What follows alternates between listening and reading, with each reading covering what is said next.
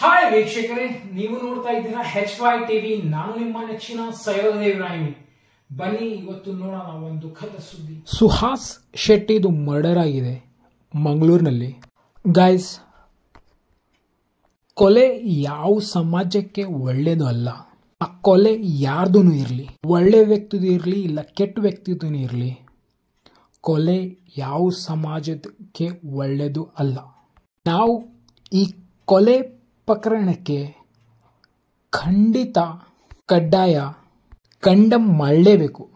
ಅಲ್ಲಿ ಬರೀ ಕೊಲೆ ಆಗಿರೋದು ವ್ಯಕ್ತಿ ಬರೀ ಸಾಯಲ್ಲ, ಅಲ್ಲಿ ಒಂದು ಕುಟುಂಬದ ನೆಮ್ಮದಿ, ಸುಖ, ಹಸು, ಸಂತೋಷ ಎಲ್ಲ ಸತ್ತೋಗುತ್ತೆ.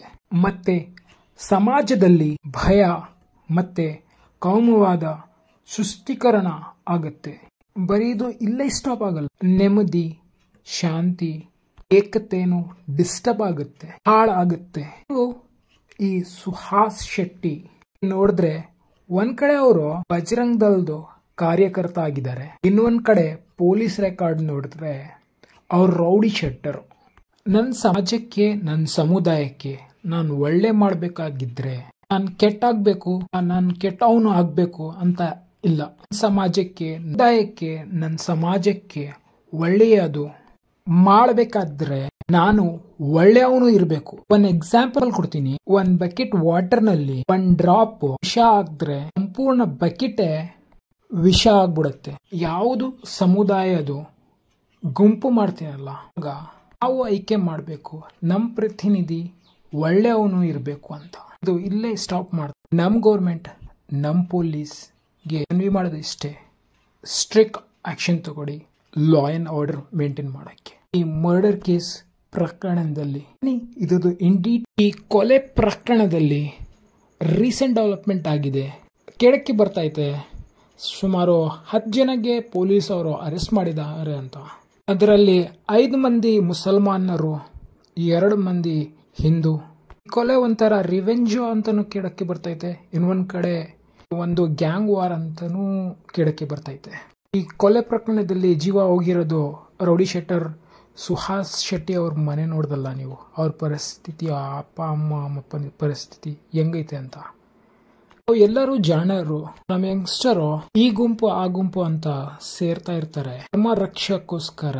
ಅದರಿಂದ ಮೊದಲು 2 ಸಲ ಯೋಚಿಸಬೇಕು ನಿಮ್ ಫ್ಯಾಮಿಲಿ ಬಗ್ಗೆ. ನಿಮ್ ಧರ್ಮ ರಕ್ಷೆ ಮಾಡಕ್ಕೆ ಮುಂಚೆ ಫ್ಯಾಮಿಲಿ ರಕ್ಷೆ ಮಾಡಬೇಕು. ನಿಮ್ ಫ್ಯಾಮಿಲಿದು ರೆಸ್ಪಾನ್ಸಿಬಿಲಿಟಿ ಹತ್ಕೊಂಡು ಹೋದ್ರೆ ಅದೇ ಧರ್ಮ ರಕ್ಷೆ ಆಗ್ಬಿಡುತ್ತೆ. ಈ ಕೇಸ್ನಲ್ಲಿ ನೋಡಿದಿರಲ್ಲ ನೀವು ಎಲ್ಲ ಏನಾಗಿದೆ ಅಂತ.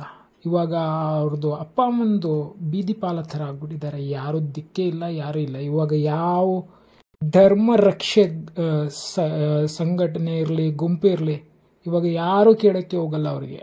ಮನೆ ಪರಿಸ್ಥಿತಿ ನೋಡಿ ಯಾವ ಥರ ಐತೆ ಅಂತ. ಅವ್ರ ಅಪ್ಪ ಅಮ್ಮಂದು ಕಂಡೀಷನ್ ನೋಡಿ, ಹೆಲ್ತ್ ಕಂಡೀಷನ್, ಅದು ನೋಡಿದ್ರೇನು ಅಯ್ಯೋ ಪಾಪ ಅನ್ಸುತ್ತೆ. ಇವಾಗ ಆಗಿರೋದು ಆಗಿದೆ. ನಾನು ಎಲ್ಲರಿಗೆ ಕೇಳ್ಕೊಳ್ಳೋದು ಇಷ್ಟೇ, ನಾವು ಇಲ್ಲಿ ಒಂದಾಯ ಒಗ್ಗಟ್ಟಾಗಿ ಖುಷಿ ಖುಷಿ ಬದುಕೋಣ. Bye for now, see you next video. ವೀಕ್ಷಕರೇ, thank you so much for watching. ನೀವು ನೋಡ್ತಾ ಇದ್ದೀರಾ HY ಟಿವಿ. ನಾನು ನಿಮ್ಮ ನೆಚ್ಚಿನ ಸೈಯದ್ ಇಬ್ರಾಹಿಂ.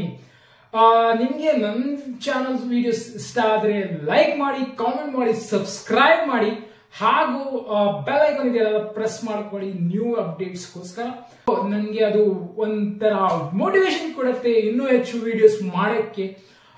ಆಲ್ವೇಸ್ ಮನವಿ ಮಾಡೋದು ಏನಂದ್ರೆ ನಿಮ್ಮೆಲ್ಲರಿಗೆ, ನಾವು ಇಲ್ಲಿ ಒಂದಾಯ ಒಗ್ಗಟ್ಟಾಗಿ ಖುಷಿ ಖುಷಿ ಬದುಕೋಣ, ಹಾಗೂ ನಮ್ಮ ಕರ್ನಾಟಕ, ನಮ್ಮ ಇಂಡಿಯಾಕ್ಕೋಸ್ಕರ ವರ್ಕ್ ಮಾಡೋಣ, ಡೆವಲಪ್ಮೆಂಟ್ ತರನ. ಜೈ ಹಿಂದ್, ಜೈ ಕರ್ನಾಟಕ, ಜೈ ಚನ್ನಪಟ್ಟಣ.